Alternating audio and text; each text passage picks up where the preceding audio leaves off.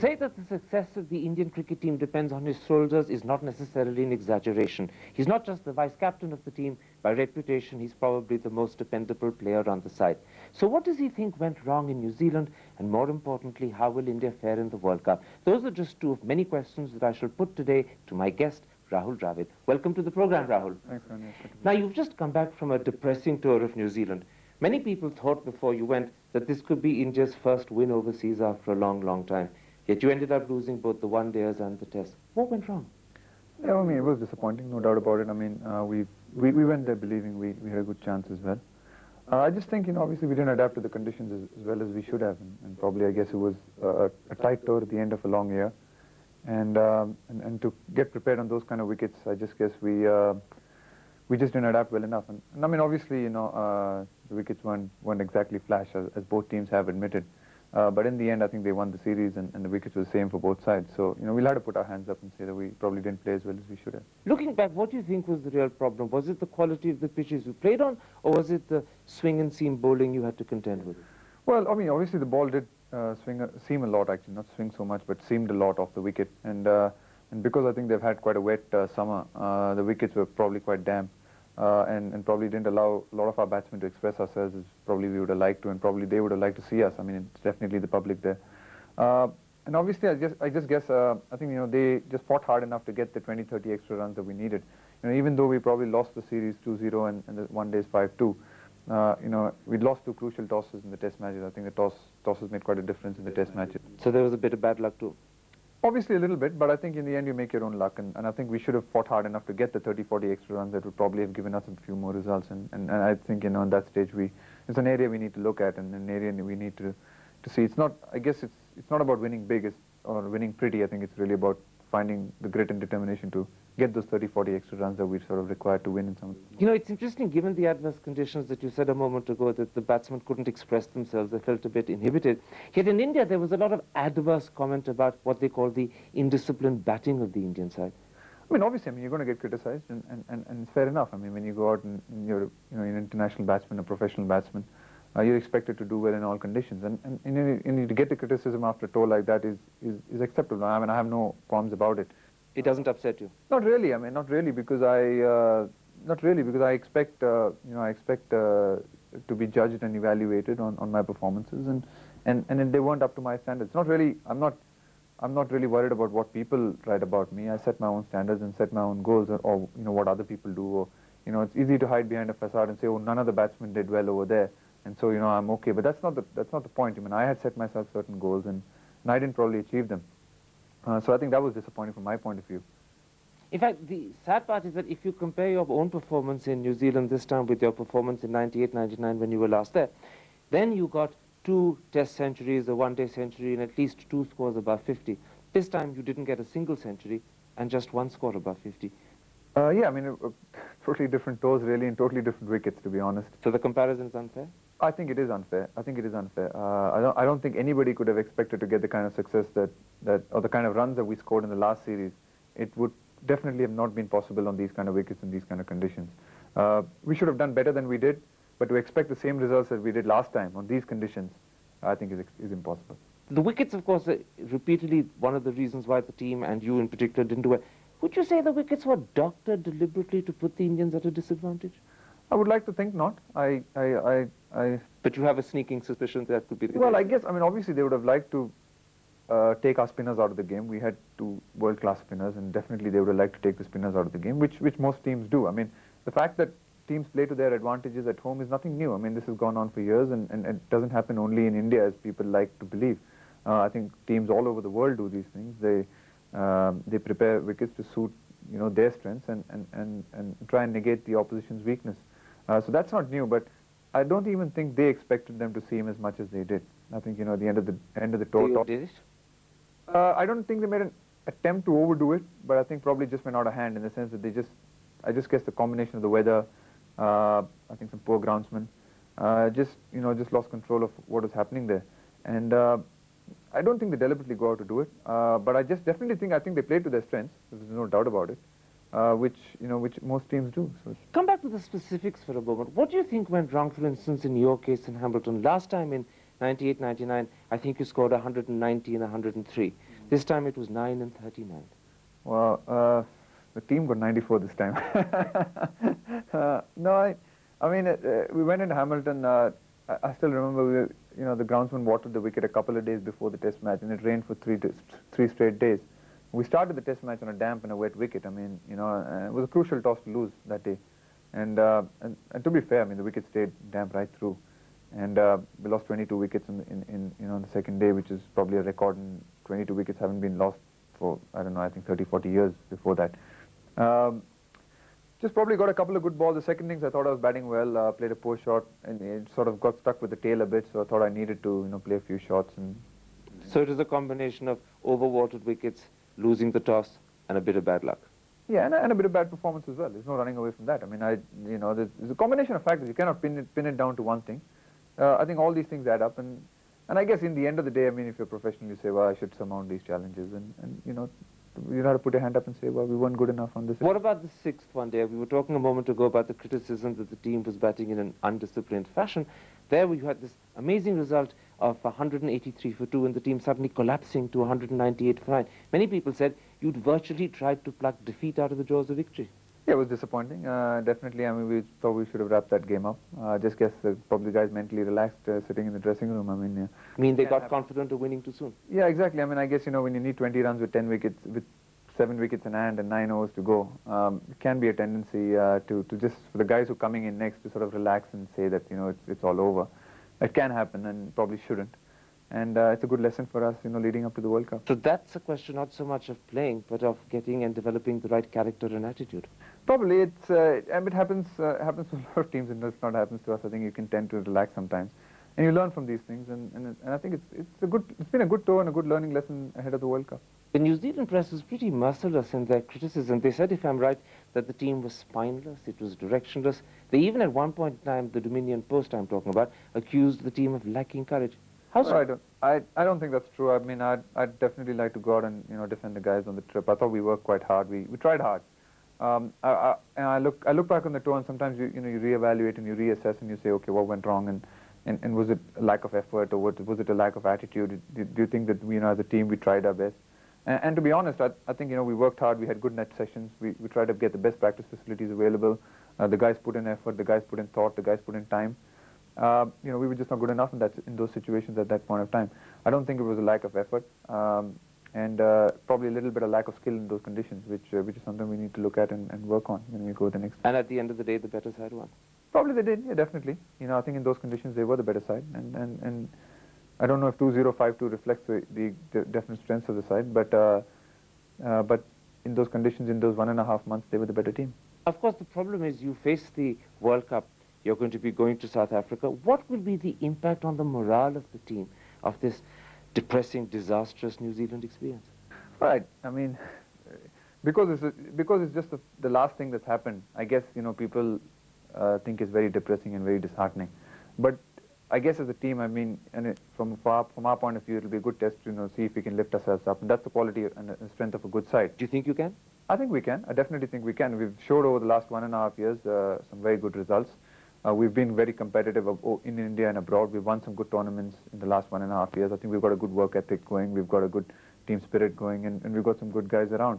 I think we can turn this around, and I think that's a good test of a good side, really, to see if we can turn it around. And I don't think it's going to affect us as much as people think it will. We have the confidence of the last 1.5 years. So, but you have a real test, a character ahead of you, because now it's not how you play, but the attitude with which you play that makes the difference.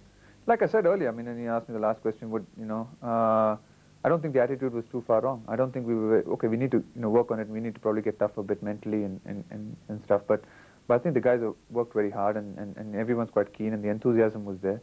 And I think the attitude is quite good. I think we just need to see that we can ensure that we maintain that till the World Cup, and see that this last 1.5 months haven't affected our confidence as much. But does it worry you that so many of your opponents will have seen what they consider to be your weaknesses in display in New Zealand and will seek to exploit them in South Africa? Well, it might work to our favor, actually. I think some of them might get complacent. Some of them might think that, we've got the wood on India, and India doesn't look as strong as they will, and that's not a bad position to go into. That's not a bad situation to go into World Cup with a lot of teams underestimating you, and and thinking that you're not up to scratch. That could be the surprise weapon on your side. It could be, but I don't think teams will underestimate us. I think everyone in the world on television would have seen the kind of wickets that we played on, seen the scores of both teams, not just India. If we were getting smashed, and if we were getting getting out for 90 and other team was scoring 300, then you've got a problem. But everyone around the world, and especially the cricketers who play the game, would have seen the wickets and seen what's happened. And I don't think they'll be underestimating us. In which case, stick your neck out and let me ask you a blunt question. How do you think the team's going to fare at this World Cup? I'd like to think we'd do well. I mean, it's very hard to. I mean, what are the odds on a win? I don't place odds and I don't place bets, but all I'd say is I think we go out and play good cricket. I think we go out and try and fight and play tough cricket. Into the semis? I'd hope so. I mean, I don't go into tournament believing we can't win it, and I'd like to go into the tournament believing that we play good cricket. The key here is to play good cricket, consistent cricket for 1.5 months. It's not going to be easy, and we don't start as favourites. And believe in yourself. Yeah, and I think, and if we do these things, I believe we can go all the way. All the way to the finals and win it? Definitely. I mean, I'm not going to go into a tournament believing I can't win it. Definitely, I believe that we've got the capability of doing it. Except that your win ratio in South Africa isn't necessarily that reassuring. I mean, compared, I'm told, to Pakistan's 41% to wins and Australia's astonishing 56% to wins, India in South Africa has a win rate of barely 27.27. Yeah, but I mean, that's the past. I mean, I think over the last year and a half, we've got a good side together. Like I said, we're not going to be favourites. I'm not going to say here that we will do it or we won't do it. What I'm going to say is that we play good cricket. We play up to our potential. I believe there's a chance for us to go all the way. What about your own personal performance at the forthcoming World Cup? You ended the last World Cup in England as the highest scoring batsman. Is it important to you to repeat that feat again? Not as important as to win it, really. I mean, no, not really. I don't think I'm going to go out there to sit and try and achieve that. So you wouldn't care if you weren't the highest scoring this time around? Definitely not. I mean, definitely, I didn't go out in the last tournament trying to achieve, become the highest scorer in the tournament. I went out there trying to win it, and that's going to be obviously I batted at one down last time, probably gave me a bit more an opportunity. I probably bat a bit lower down this time, so it might not give me the kind of opportunity to do that. But I think more importantly, I'd like to see that we can do well and have a good tournament, because we have a good tournament as a team, then that'll give us huge satisfaction. So there's no personal pressure on you to have to perform at the same level as last time around? There's a pressure to perform, because I know that I'd like to contribute. I'd like to contribute to us winning and doing well. And as a senior member of the side, I believe that I have a responsibility to contribute. So that kind of pressure is there. There's no pressure to just to repeat the performance of last time. I mean, I'm not even going to think about trying to do what I did last time. I'm just going to try and do well and try and play with a bit of responsibility and see if I can get the guys across. Now let's take a break. I want to come back in part 2 and talk about you personally as a cricketer. They say that 2002 was possibly your best year ever. I want to find out whether you agree with them. That's the subject after the break. See you in a moment's time.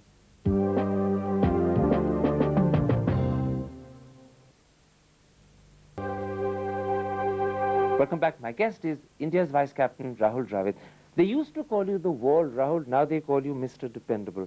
Is that an indication of how much your batting has changed and improved? I don't know, really. I've never been one for these names or these things that people call you. I've never really been one for those. I don't know. I mean, what's the difference between a wall or dependable? Or I mean, it's I don't know. It's all relevant, I guess, to the last score or to your last innings, really. And the press can change with its mood very quickly. Yeah, easily. I mean, so I just get. I mean, these things really don't matter to me. I mean, the people can call me what they like. Except the interesting thing is that if you look at your performance in tests in 2002 and exclude the 2 tests that you played in New Zealand, in the remaining 14 you scored 5 centuries, and I believe you have an average of 64.52. Would that make it your best year ever? It would, I think, definitely. Statistically and even the way I played, I thought it was probably my best year. In terms of the way I batted right through. I felt in good rhythm. I felt I was probably at the top of my game. And, I thought that confidence was going right through. I felt I was quite physically fit as well over the year and mentally in a good place, really. What do you attribute this to? A combination of things. I think, obviously the increased physical fitness over the year, I think, getting some good help from people like Adrian and Andrew, playing in a good team environment. I think I really enjoyed playing in the environment that the team we had this whole year and a half. We had a good team environment, and I enjoyed working in that kind of environment. I think that brought the best out of me personally as well. Let's look at some of the highlights of last year. There was the Georgetown innings when you scored 144 not out. How badly shaken were you when at 59 you got hit on the head by a Mervyn Dillon delivery? A little bit initially. more surprised than anything else that I got hit. Surprised rather than pain? Yeah, I mean, you don't feel the pain initially. I was just a bit, shaken up with that I made an error of judgment, which sort of upset me, and then I guess the physio came in and it was hurting a bit, was paining a bit, but he said you should be okay and just gave me a pill and gave me one of those painkillers and said you should be okay. When you get hit like that, does that affect your confidence, or does that in fact make you even more determined to go out and show the bowler then you can hit him for six?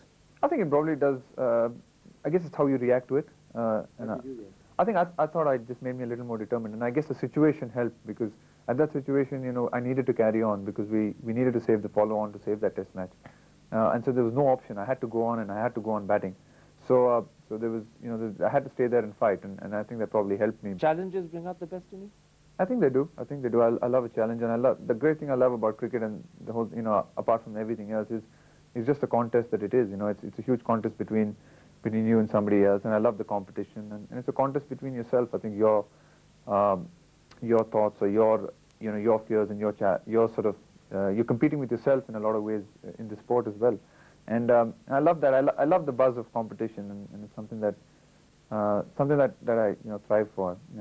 That's what I think. If people ask me what do you love, I love the game, but probably love the competition more. Was, of course, that glorious moment in Lord's just a little bit later when you were poised at 217 and everyone thought you were going to beat Gavaskar's record, but sadly you got run out instead. Do you regret responding to Ratra's call? No, not at all. I mean, it happens in an instinct, happens at a moment, and you don't regret these things. I mean, after the event is over, I mean, obviously you wouldn't want to get run out, and you wouldn't want it to have happened. But once it's happened, it's happened. It's, But surely you must have known when you made up your mind to run that you were putting yourself in grave danger. I knew I was putting myself in grave danger and probably wouldn't make it, but... You knew all of that? Instinctively? Instinctively, I guess you just know that, here's a tight one. So you were being a sportsman rather than being selfish? I wouldn't, I mean, these things happen too instinctively to make up your mind and say, and if somebody tells me that, no, that was a great piece of, you were being a martyr and you were being a sportsman and, you sacrificed yourself, I would say no, because it was an instinctive thing. I didn't have time to think about being selfish, and nor did I have time to think of being a martyr. What about the opposite? Instinctively you did the gentlemanly and the right thing, but then later on, in leisure, did you regret it? Well, you regret getting run out. You don't regret actually doing it. You don't regret actually taking the chance because you respond to a person's call, and that's the way you're taught to play the game. That's the way you're taught. That's the way you're taught how to play the game right from a young age. Your coach tells you that you respond to your partner's call. So and that's the spirit of cricket. That's what it's all about. You don't regret that. You regret getting run out, but you don't regret responding to a call. You once said, flair is an overrated commodity. People overrate style. I would rather be thorough, consistent, and methodical than brilliant and inconsistent. Is that your reply to people who used to, not now so much as earlier, say, Rahul's a boring batsman? Well, I'd like to be boring and successful. I mean, obviously it's great to have flair and be successful. I mean, you look at, say, the Laras or the Tendulkars, and you look at these people, and they've got probably a combination of both, and they're great players, and they can probably have both of those things. But the bottom line is you have to be consistent, and you have to be successful. I generally do believe that people rate flair and style too much. I mean, when you select teams or when you build a team, I think you got to look for people who are consistent, who work hard, and who'll do who'll do the job for you when it's required. I mean, and if on top of that, if they do have flair and style, and that's fantastic. And you want to have all of that, but you definitely don't want people who have the flair and style but are not consistent. I mean, in the end of the day, you want to win cricket matches. In the end of the day, you want to do well, and if it's a trade-off between the two, I would go for the consistency. Now, at the moment, you're also the wicket-keeper of the Indian side. Is that an additional responsibility that you're happy to accept, or have you done it really because the team needed you to do it? Initially, obviously, I think initially I didn't believe that I could do it. To be honest, I thought that I got in when sort of the idea was mooted around, and though I had done it at the under-19 level, I hadn't done it for 10 years, except on and off, for India. Did the challenge attract you? It did in a lot of ways. I knew there would be an extra challenge, and a lot of people said, I wouldn't be able to do it. So I said, well, I must try and do it. Just to prove them wrong. Not only that, but initially, to be honest, I didn't believe that. I think it was the right way to go. I thought that, and I still believe that in the long run, India does need a specialist wicketkeeper batsman. We need to find someone like a Gilchrist or a Boucher or an Andy Flower. I mean, we don't have that at the moment, unfortunately, and Parthiv looks, very exciting and promising, and he could be the man in a few years' time. In the long run, I think India needs to find a regular wicket-keeper batsman. But in the interim, but we need a wicket-keeper batsman. There's no way that in international cricket today, in one-day cricket, that you can be successful without your wicket-keeper being in the top 6. And I think in the interim, I guess it was, I was asked to do the job. And I think the way the results have gone over the year, I've, as you can see, maybe probably become a bit of a believer. So, till the World Cup, I'll have a go at it, see how it goes. Isn't it an unacceptable risk in terms of both exhaustion and injury that you're running? Well, every time you play cricket for your country, you risk injury. Whether, and that's not, people have told me that, no, But you're also the sheet anchor batsman most of the time, so if you get injured wicket-keeping and you're batting second, you might not be needed where you're really wanted. Well, that's true, but while I look at the negatives and why I think that you'll get injured, I never go into sport, I never go into life believing in the negatives. I always look at things positively, and I'd like to believe in it positively and say that if I do this job, we might get an extra batsman, and that batsman, might win us a World Cup, like it did win us the Natas Trophy. What happens when you have a bad day wicket-keeping? I gather you didn't have a very easy time during the finals of the ICC Championship Trophy in Sri Lanka. Now, when that happens, does it affect your batting? Does it affect your spirit and concentration? It's disappointing as a wicketkeeper not have a good day, because I feel as a wicketkeeper when you drop a catch sometimes, more than batting, when you say you get out, you probably, obviously you let your teammates down and you let yourself down. But as a keeper, if you drop a catch, you let a bowler down, which can sometimes be thing. But I guess you've got to get over it, and the teammates have been very supportive. I mean, the guys have been great. They understand that I'm not a regular wicketkeeper. They've been terrific with me. They've always come to me and said, well done, you're doing a great job for the side, keep it up, whatever people may say. We believe in you, and we want you to do the job. So when you hear that from your own teammates, that's a huge confidence, because then you know that these guys in the room, who you really play for, want you to do it, and you're willing to do it. Rahul, one last question. We've talked a lot about cricket, we've talked a lot about you as a cricketer, but the audience would be furious if I don't put to you the fact that you're 30, you're successful, you're obviously rich. Do you feel, with all these things, that you need a wife? No interview ends. Well, I've just been too busy playing cricket at the moment. I haven't given it a thought. And at some stage, yeah, I guess, you will settle down. But the time will come, and I think there's a few more things to occupy my mind at the moment. And at the moment, batting and being wicketkeeper is a bigger priority for you than finding a wife. Exactly, yeah. And playing the World Cup right up the corner, so that's what we're all looking at. Rahul Dravid, good luck in the World Cup, and thank you for a wonderful interview. Thank you.